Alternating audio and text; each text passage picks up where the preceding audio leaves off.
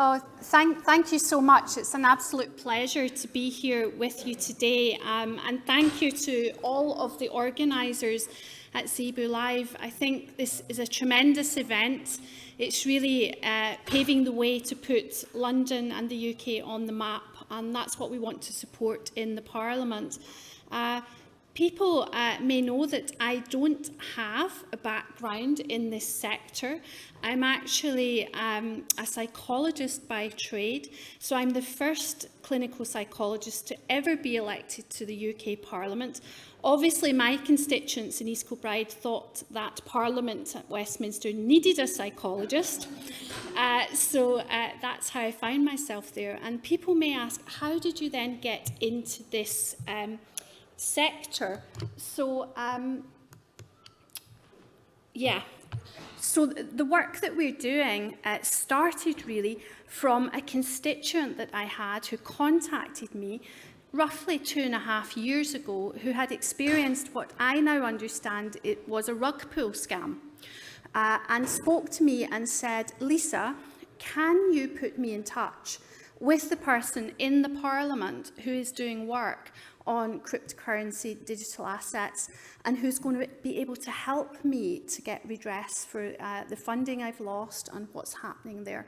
And I said, of course, you know, that's our fundamental job in the Parliament, is to represent our constituents. I went away to find out who was doing the work in the House of Commons, and we had had no debates on cryptocurrency, digital assets at that point. The House of Lords had done some work, but nothing in terms of debates in the House of Commons. So I said to my researcher, can you go away and find out for me, basically, you know, what's happening? Is this unique to my constituent? Is it something that we should be looking at? She came back and said to me, you know, the Parliament itself, the MPs, we're behind the curve, because at that point in time, and that was a few years ago, she said, over 4 million people in the UK are engaged in this sector.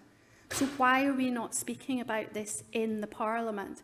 It's absolutely vital.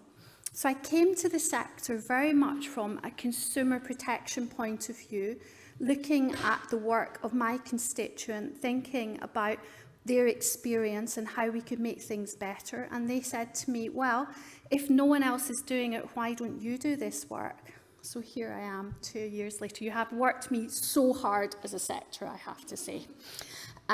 We started off building the all-party parliamentary group in the Parliament. For people who don't know what that is, it's a cross-party parliamentary group. Members of the House of Commons from all different parties, I chair it, and also members of the House of Lords. There are many people who are now engaged in this sector. We built the group over the past 2.5 years from round about 6 or 7 politicians who are interested to well over 20, nearing 30 now, who take a special interest in this sector. And we started off with upskilling education for ourselves. We had to catch up with what was happening in the UK, what was happening out there in the marketplace in terms of this sector, because it was way ahead of our understanding. We even had some, and forgive me if you've heard this before, but we had some sessions at the start on education where, because you have your own language, I would say, in this field, so we had to get up to scratch with that. But we had some sessions to start with, lots of different organisations coming in. And in some of those, people were talking about fiat and different, you know, words that people were using. I had members of the House of Lords saying to me, why are we speaking about cars in this, this meeting? Is it not about currency? So we really had quite a piece of work to do to bring ourselves up to speed. And we did about 12 months of that.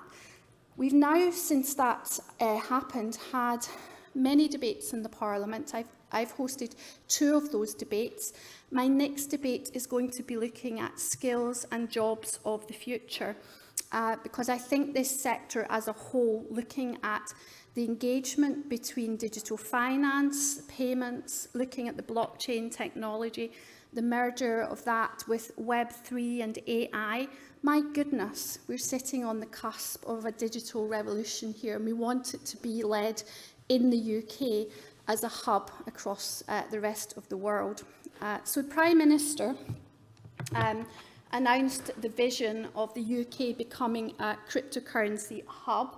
And, you know, we started to think about the potential opportunities for the UK.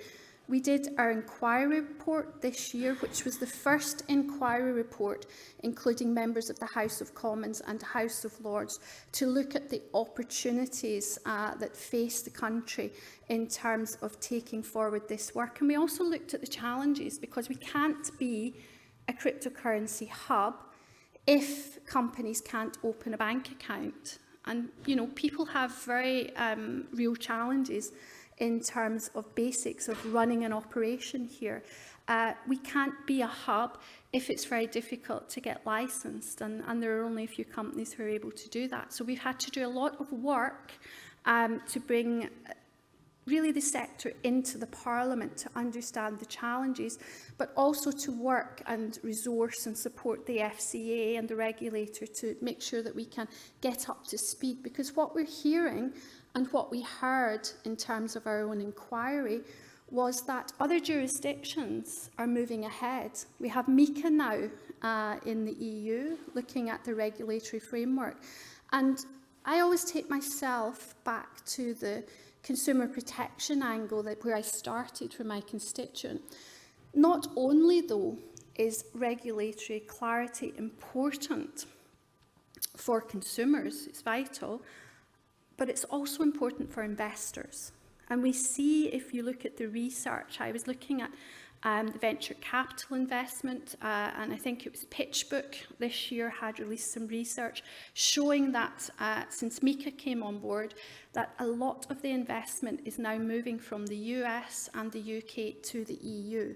So I feel, and we highlighted it in our report to government, that we have a window of opportunity now over the next 12 months to generate what we have as a second mover advantage in terms of competitiveness, in terms of creating this hub of digital innovation in the UK, not just in fintech, because we've learned so much wider than that what you're doing here. It has the potential to really change the way we live our lives in so many different aspects. So we've taken those learning curves and we've tried to build upon it. And the next 12 months, we're going to be continuing to look at the regulatory framework in the UK. We're going to be speaking with other legislators. We've already done that with those in Zug.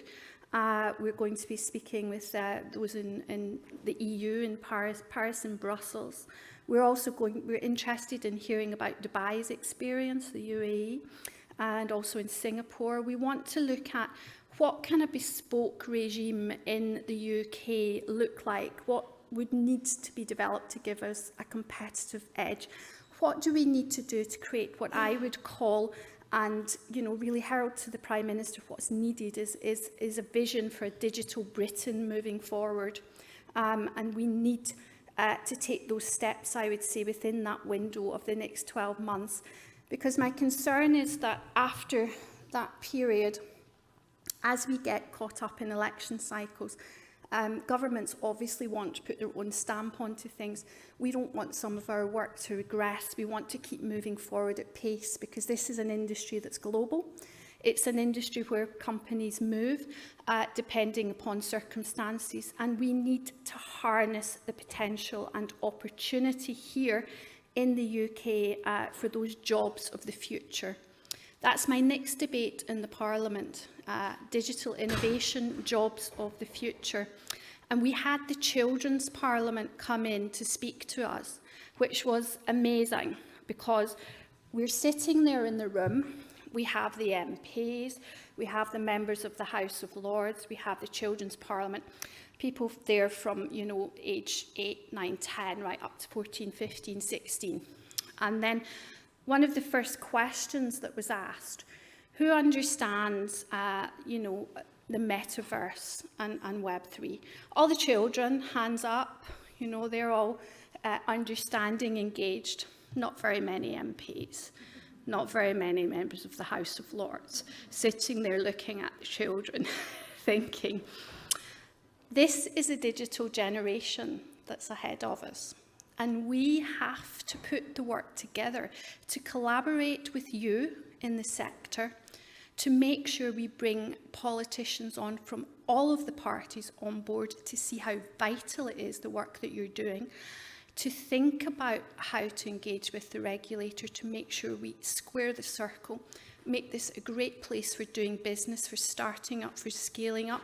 We overcome the challenges, but most of all for giving that education piece and engagement and support to the generation that's going to be bringing forward the innovation, the entrepreneurship, to giving our children across the UK and also those who are into lifelong learning who want to transition into this sector, to give them the skills, to make sure that there are apprenticeships, that there are courses at university, at college, that there are opportunities, no matter your background, to come into this sector. And that, yes, I do a lot of events in London, but yesterday I did an event in Glasgow. I want to see it levelled up right across the United Kingdom, because we have people with talent everywhere, and we need to draw them in and make the most of this. So my job has really been full steam ahead in helping politicians to come together to try to think about the challenges and the steps towards this digital Britain that the children are already engaged in. And they told us, when they came to visit us, they said, you know, this technological advancement has the potential to change our education system, our lives, sports, arts, culture, not just industry, you know, our whole lifestyles. But they said to us very clearly, it can change our education. We could be using AI and, you know, be in the metaverse, and we could see what it's like to be in a volcano. We could go back in time and experience the Tudor court with Henry VIII, as dangerous as it might be, especially if you're one of his wives. But, you know, they were thinking creative, thinking of all of these opportunities that they could have. But they said very clearly to us too, we don't want to be in a virtual world all day. It's not good for our mental health. We need a balance. And you need to make this safe for us. You need to create safety and security in this going forward in terms of the legislation. So those people are very savvy. They're already engaged. And these are really the skills that we need for the future. Are there going to be jobs of the future? My daughter, we come from a family who have really often gone into medical professions or healthcare professions, and she's not that interested in chemistry and things, and she said to me, oh, I don't really want to be doing that, you know, and I'm like, well, if you do coding, I'm quite happy. So our lives are changing. We don't have, you know, when I was growing up, my mum said, be a doctor or a lawyer. That's a job for life. I don't think the future will have jobs for life. The skills that are going to be transferable are going to be flexibility, adaptability, understanding computer science, understanding creativity, generating those aspects in young people and those who want to engage in the sector. And you're pivotal to that. So my message to you today is please get involved with the all-party parliamentary group in the Parliament. The reason I come to these events is we can't take this forward without you. It's your Parliament as it is our Parliament, and we need to work together to realise what we can in terms of digital generation, supporting them, digital Britain moving forward.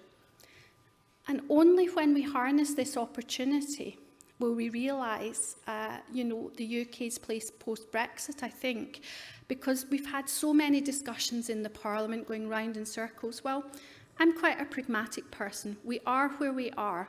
It does give an opportunity to create a bespoke regime here, but we have to have it as a what works regime, and we have to work together, something that the Parliament finds very difficult.